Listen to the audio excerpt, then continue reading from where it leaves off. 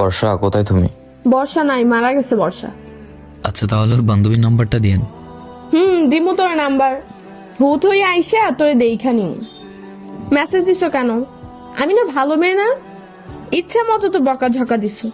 এখন আবার আমার কাছে কি? আমাকে তো এখন আর ভালো লাগে না। আমার বান্ধবীর দিকে চোখ পড়ছে, চোখ আমি বের করে নিব। আমি কাল কলেজে আসি, তারপর দেখাচ্ছি। আচ্ছা, আমি আসলে সরি, আর কখনো এভাবে বলবো না। ভুল হয়েছে, এভাবে বলাটা ঠিক হয়নি।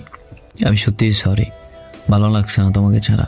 এতই যখন দরদ, তাহলে আমাকে বকাঝকা দাও কেন? আমাকে কষ্ট দিয়ে কথা বলো কেন? আমি কখনো বলি তোমাকে কষ্ট দিয়ে কথা? আচ্ছা বাবা, আমি বললাম তো সরি। আসলে আমি জানি আমি তোমাকে অনেক কষ্ট দিয়ে কথা বলি, যা আসলেই ঠিক না। কিন্তু হ্যাঁ, আমি যতই কষ্ট দিই না কেন, তোমার হাত ছেড়ে কখনো যাব না। শুনি না এসব কথা তোমার। তুমি যাও, লাগবে না তোমার এসব মিষ্টি মিষ্টি কথা। সরি তো বাবা, আর হবে না এমন। তাহলে ভিডিও কল দাও আর কান ধরে সরি বলো, তাহলে মাফ করে দিব। আচ্ছা, ডান। তাও মাফ করে দিলাম, যদিও দোষটা আবার ছিল। ভালোবাসা মানেই তো আর টাইম পাস না। মেয়ে মানুষ আমরা তো একটু খুনসুটি করবই। শক্ত করে ধরে পথ চলাটা খুব কঠিন কাজ। সহজ, তবে দুজন একই মন মানসিকতার হতে হবে।